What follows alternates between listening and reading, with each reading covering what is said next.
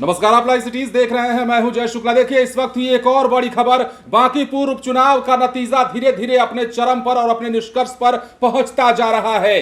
देखिए अब राउंड दर राउंड की गिनती खत्म हो रही है और जैसे ही गिनती खत्म हो रही है बड़ा अपडेट सामने आया है। 18वें राउंड की गिनती खत्म हुई है और अब प्रशांत किशोर ने 10,000 का आंकड़ा पार कर लिया है।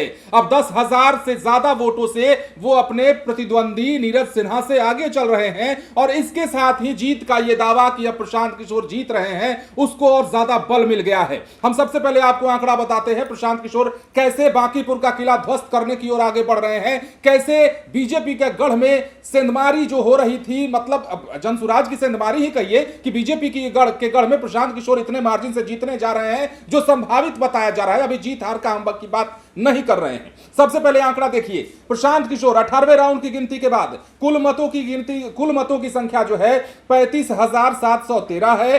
प्रशांत किशोर 10,436 वोट से आगे निकल चुके हैं। यह 18वें राउंड की गिनती के बाद का आंकड़ा कहता है। अब नीरज कुमार की बात कीजिए, नीरज सिन्हा की बात कीजिए, 25,277 वोट उन्हें आए हैं 18वें राउंड की गिनती के बाद और वो प्रशांत किशोर से पीछे चल रहे हैं। मतलब जितने वोटों से प्रशांत किशोर आगे हैं उतने ही वोटों से मानिए नीरज सिन्हा पीछे हैं, तो पीछे का तो कोई आंकड़ा इनका बनता नहीं है। अब रेखा गुप्ता की बात कीजिए, आरजेडी की प्रत्याशी रेखा गुप्ता 9,316 मत इनको प्राप्त हुए हैं अब तक, मतलब 10,000 का आंकड़ा भी पार नहीं कर पाई है आरजेडी। अब जमानत पर बात होने लगी है कि क्या आरजेडी अपनी जमानत बचा पाएगी यहां बांकीपुर सीट में। तो देखिए बड़ा अपडेट है, बड़ी खबर है। धीरे धीरे ही सही प्रशांत किशोर बड़ी बढ़त बनाए जा रहे हैं। मतलब आंकड़ा 3 था, फिर 4 हुआ, फिर 7 हुआ, 9 हुआ, 10 हुआ और अब जो है 10 का पार आंकड़ा कर चुका है। प्रशांत किशोर 10,436 मतों से आगे निकल चुके हैं और यह बताता है कि अब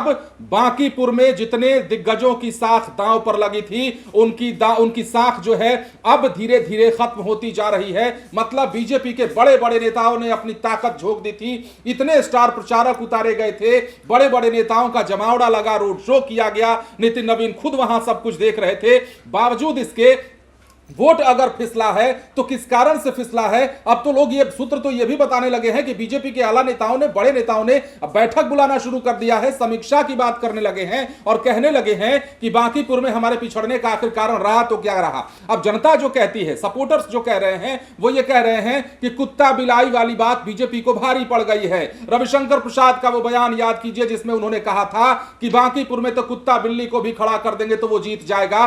मगर लोगों के जहन में यह बात घर कर गई, लोगों के दिमाग पर यह बात हिट कर गई और कहीं ना कहीं उसका खामियाजा बीजेपी को अब जाकर के इस नतीजे में दिखने लगा है। मतलब प्रशांत किशोर जिन्होंने यह दावा नहीं किया था, उस तरीके से दावा नहीं किया, हालांकि यह कह रहे थे कि हम जीतेंगे, लेकिन अंत समय में जब उन्होंने प्रेस कॉन्फ्रेंस बुलाई चुनाव आयोग जाने के बाद अगले दिन, तो उन्होंने पक्का दावा किया और कहा, उनकी बातों में दम लगा जब उन्होंने यह कहा कि बीजेपी को इतने मतों से हराएंगे कि कुत्ता बिल्ली की बात करना छोड़ देंगे। प्रशांत किशोर का यह बयान बड़ा था और इसी बयान को आधार बनाकर हमने पहले भी संभावना जताई थी कि बांकीपुर में क्या होगा क्या नहीं अभी सुनिश्चित नहीं है। तो देखिए बड़ी खबर और बड़ा अपडेट है, बांकीपुर में 10,000 से ज्यादा मतों से प्रशांत किशोर आगे निकल चुके हैं नीरज सिन्हा से। बने रहे लाइव सिटीज के साथ, धन्यवाद।